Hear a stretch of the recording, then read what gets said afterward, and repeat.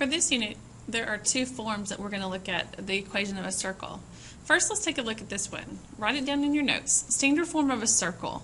This may be familiar to you from our parabolas. Notice that h and k is the center of the circle. When we bring h and k out, or when we put them into the equation, their signs are going to change. R represents the radius of the circle. In order to find the radius when given the equation, we're going to have to take the square root of it. Let's take a look at some examples. Write the equation of the circle, center 3, -2, and a radius of 4. 3 is our h, -2 is our k, and our r value is 4. So we're going to substitute everything into the equation and then simplify. Notice on that y minus a -2 is going to change its sign. So our final answer, see the 3 changed its sign to a negative, the -2 changed its sign to a positive, and we squared our radius. Try this example. Write the equation of the circle with a center at -4, 0 and a diameter of 10. Our h is -4, our k value is 0. Now diameter being 10 means you need to find your radius. So if your diameter is 10, your radius would be 5. Substitute your numbers in. When we put in that 0, we're going to take it out. We don't leave it in there. And when we plug in the -4, it changes to a positive. So this is what the final answer would look like. Try to substitute in these numbers to get your answer. Watch out, that radius is a little bit tricky.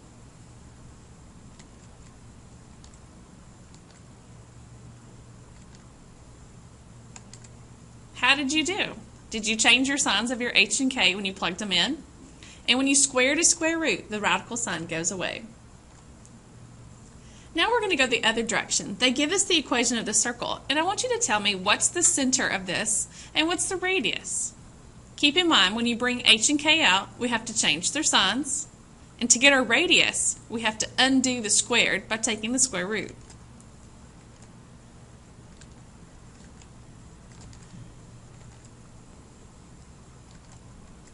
Find the center and the radius of the equation of this circle. This may be difficult to see depending on what device you're using to see it. Do the best that you can.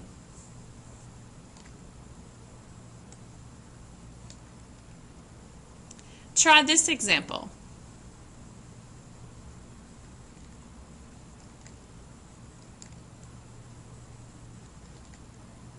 We'll get lots of practice of graphing the circles in class.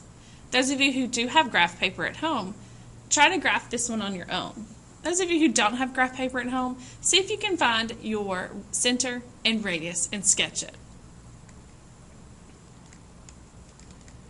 Those of you with graph paper, when you have a radius of 3, you're going to go to the right, to the left, up and down to go out 3 units. And then you do your best to make a circle. General form of a circle is the other form that we could have. When I think of general, I think of ranks. And a general is in charge, he's the leader. So on these, I think of my ranks of my exponents. My square terms go first alphabetically, then my x and y to the first powers go next alphabetically. I have a constant, and it will always be equal to 0. When you're changing from one form to the next, you always have to make sure your binomial squares are all multiplied out. Every term is on the left side, and it's equal to 0. And your square terms always go first in alphabetical order. Write this down, converting general to standard. We're going to have to complete the square on this part. Always have a equal to 1. We're going to look at an example where we need to divide everything out. You're going to move your x terms together and any y terms together. We're going to collect those with parentheses. We're going to have to shift c to the other side and then complete the square. And that's that half of b squared added to both sides. Make sure you write all of the steps down that you see on the screen as you work through this problem. We need to convert this general form into standard form, and then at the end state the center and the radius. The first thing we're going to do is collect our terms together. We're going to put the x's together and the y's together.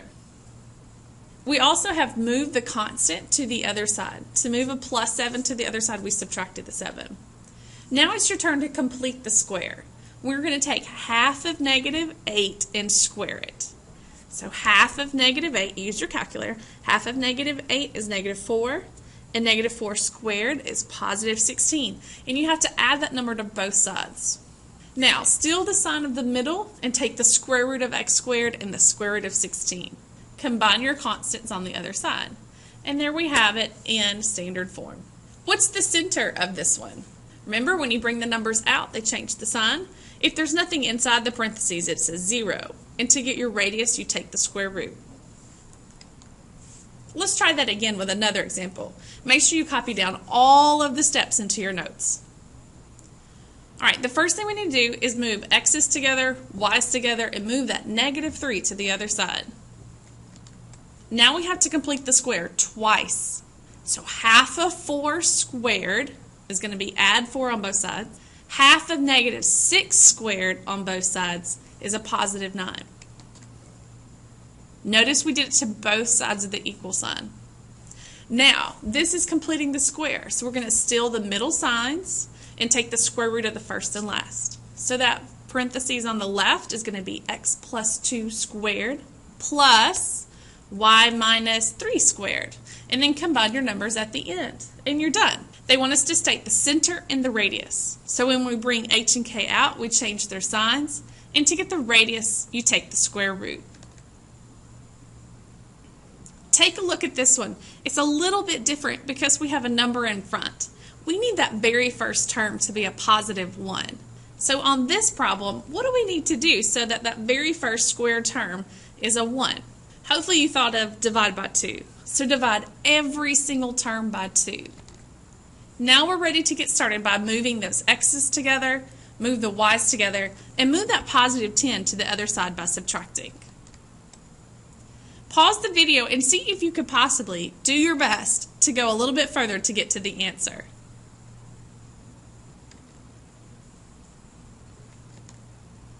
In this example, we're going from standard form, and they want you to write it in general form. So we're going to have to expand out our binomial squares.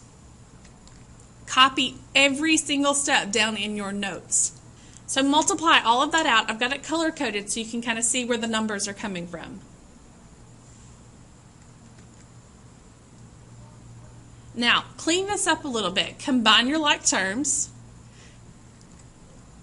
Now bring the 36 over by subtracting 36. Because general form, we're going to have to put it in order with the squared terms first, then the terms with the first power, and then our constant. So we're going to have to bring that 36 over by subtracting it. Squared terms are first, alphabetical order. First powers are next, alphabetical order, and you have a constant, and don't forget, it must be equal to 0.